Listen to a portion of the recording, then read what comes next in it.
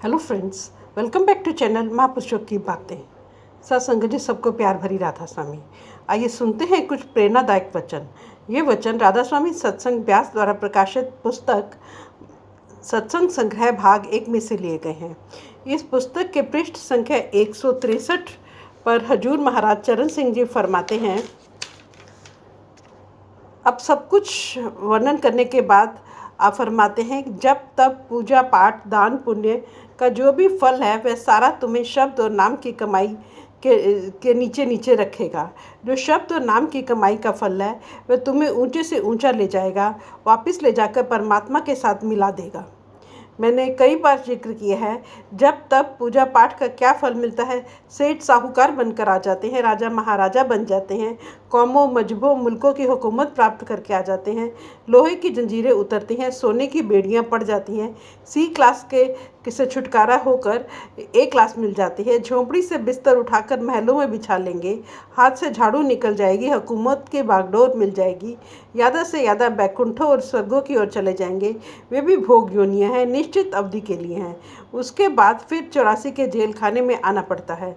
इसलिए गुरु नानक साहब फरमाते हैं, जिन चीज़ों के पीछे लगकर तुम दिन रात कर्मकांड में उलझे बैठे हो, भ्रमों में फंसे हुए हो, इनका फल तुम्हें शब्द से नीचे नीचे रखता है, त्रिकुटी से नीचे नीचे रखता है। वही चीज़ तुम्हें मन और माया के दायरे से पार ले जा सकती है। जो मन माया के दायरे के पार से आती हो, वह शब्द सचखंड से उठता है और हर एक के अंदर आँखों के पीछे धुनकारे देता है। जिस समय तुम उसके साथ जुड़ जाते हैं, उसे पकड़कर हम भी मन और माया के दायरे में से पार हो जाते हैं। अब आप फरमाते हैं, जब शब्द और नाम की कमाई करके हम अपने अंतर में परमात्मा को प्रकट कर लेते हैं, तब हमें पता लगता है कि जिधर भी हम दृष्टि डालते हैं हमें वह परमात्मा ही दिखाई देता है और दुनिया में कुछ नज़र नहीं आता, क्योंकि वह परमात्मा सबसे ऊंचा है। इसलिए फिर हमें अपनी असलियत का पता लग जाता है कि हम कितने नीचे हैं। परमात्मा से ऊंचे तो हम हो ही नहीं सकते और परमात्मा के सिवाय हमें दुनिया में कुछ दिखाई ही नहीं देता। सो गुरु साहब फरमाते हैं, हम नीच हैं, वह परमात्मा बहुत ऊंचा है और हर एक हमें अपने से ऊंचा ही नज़र आता है। हम अपने आप को सबसे छोटा समझना शुरू कर देते हैं। उस परमात्मा का प्रकाश हमारे हर एक के अंदर है। इसलिए लेकिन यह कथन किनका है? उनका जो उस परमात्मा को कण कण पत्ते पत्ते के अंदर देखते हैं। गुरु साहब सबसे पहले समझाते हैं, भाई तेरा ये शरीर ही मालिक के रहने का हरि मंदिर है। जब भी तुझे मालिक से मिलने का ज्ञान होगा, अपने शरीर के अंदर से होगा। जिस समय इस चीज़ का ज्ञान हो जाता है कि हमारा शरीर ही परमात्मा के रहने का हरि मंदिर है, तो हमें अपने अंदर परमात्मा नज़र आना शुरू हो जाता है। फिर आगे फरमाते हैं, फिर पता लगता है कि यह शरीर ही हरि मंदिर नहीं है, बल्कि यह सारी दुनिया ही परमात्मा का हरि मंदिर है। वह परमात्मा तो कण कण में पत्ते पत्ते में व्यापक है। लेकिन यह पता कब लगता है? जब उस परमात्मा को अपने अंदर देखना शुरू कर देते हैं। कहने को तो हम भी कह देते हैं कि परमात्मा सर्वव्यापक है, हर जगह मौजूद है, लेकिन वास्तव में हमने कभी समझा ही नहीं कि परमात्मा हर जगह मौजूद है। इसलिए गुरु नानक साहब फरमाते हैं, जिस परमात्मा ने इस दुनिया के भांडे अर्थात बर्तन सजाए हैं, जिस परमात्मा ने सारी दुनिया की रचना पैदा की है, उसका नूर, उसका प्रकाश हर एक के अंदर है। जब हमें अपने अंदर परमात्मा का नूर नज़र आना शुरू हो जाता है, तो फिर हमें हर एक के अंदर परमात्मा ही परमात्मा नज़र आता है। यही कबीर साहब फरमाते हैं कि उस परमात्मा ने अपना प्रकाश हर एक के अंदर रखा है।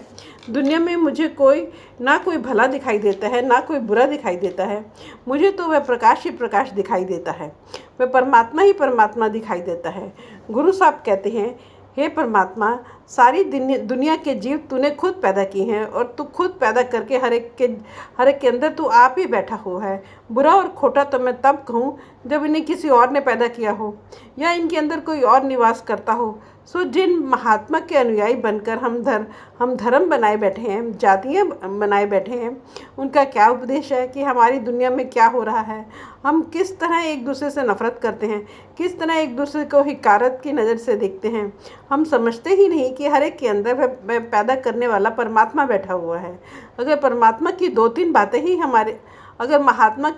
बातें ही हमारी समझ में आ जाए कि परमात्मा एक है। उस परमात्मा से मिलकर ही आत्मा सुहागन हो सकती है। परमात्मा कहीं बाहर नहीं, हमारे शरीर के अंदर है, और जब भी मिलेगा हमें अपने अंदर ही मिलेगा। तो जो कुछ भी हम कर रहे हैं वह परमात्मा देख रहा है, इसका फल भोगना पड़ेगा। तो मैं कहता हूँ कि सारी दुनिया की हालत ही बदल सकती है। हम किस समय लड़ते हैं? जब हिंदू किसी और को ईश्वर बना बैठते हैं, सिख और ईसाई किसी दूसरे को ईश्वर बना बैठते हैं, उस समय लड़ते हैं। कोई कहता है मंदिर में मिलेगा, कोई गुरुद्वारों में खोजता है, कोई मस्जिदों में तो कोई गिरजों में खोजता है। हम इन्हीं जायदादों के झगड़े में दिन रात फंसे हुए हैं। पाप और बुरे कर्म भी हम उस समय करते हैं जब समझते हैं कि हमें कोई देखने वाला नहीं है, पूछने वाला नहीं है। रूहानियत तो बड़ी ऊंची चीज़ है, नाम की कमाई तो बड़ी ऊंची चीज़ है। अगर ये दो तीन साधारण सच्चाइयाँ जिनका हर एक धर्म प्रचार करता है, ये आम सच्चाइयाँ हैं, मामूली सच समझ लें तो हर धर्म समझाता है तो हमारा सारा जीवन ही पलट सकता है। इसलिए गुरु नानक साहब खोल कर उपदेश देते हैं कि जो कुछ भी परमात्मा ने पैदा किया है उसके अंदर वह खुद बैठा हुआ है। सो हम सबसे नीचे हैं, सारी दुनिया हमसे ऊंची है।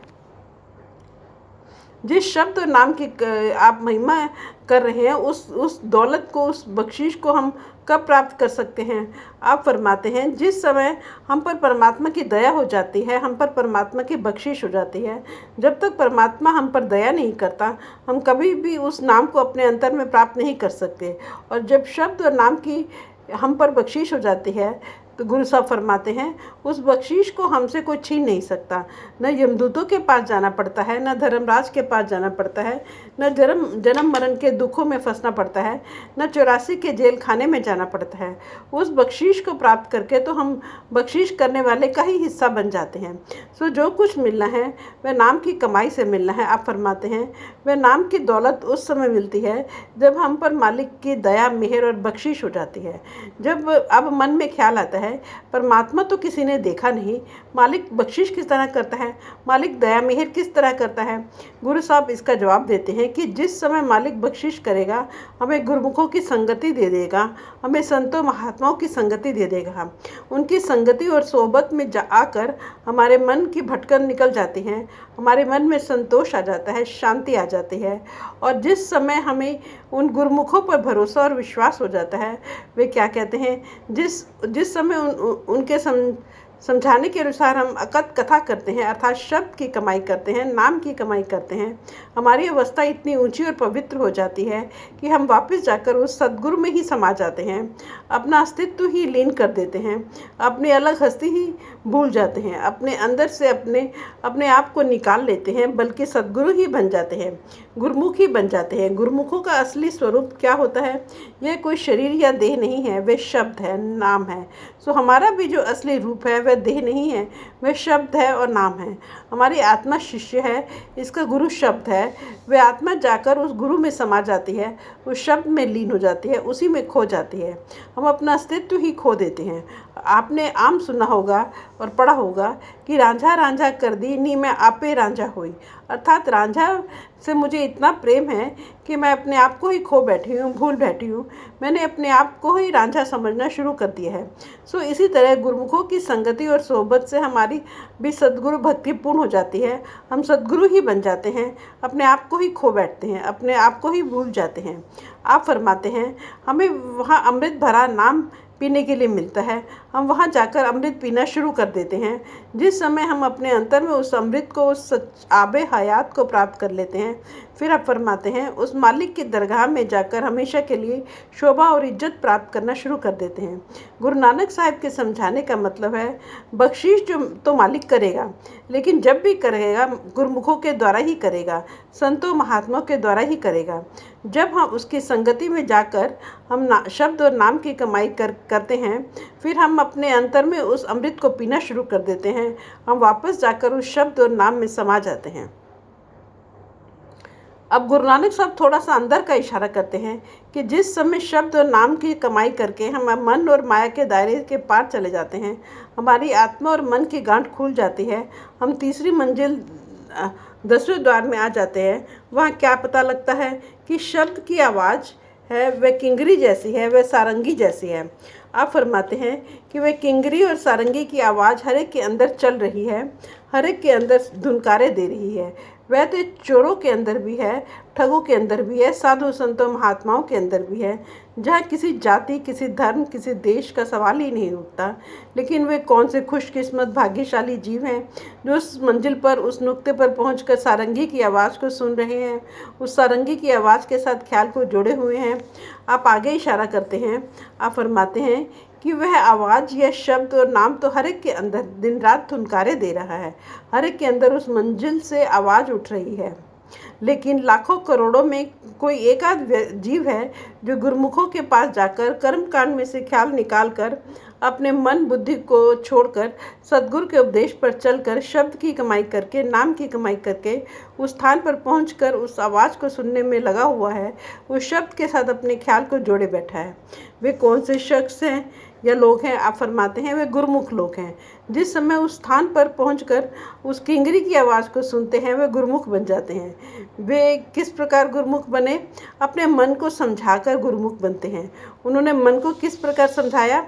पिछली पंक्तियों में गुरु साहब यही समझाते चले आ रहे हैं कि हमें मन को किस प्रकार समझाना है। मन को कर्म कांड में से निकालना है, जप तप में से निकालना है, पूजा पाठ में से निकालना है, दान पुण्य में से निकालना है, पढ़ने पढ़ाने में से निकालना है।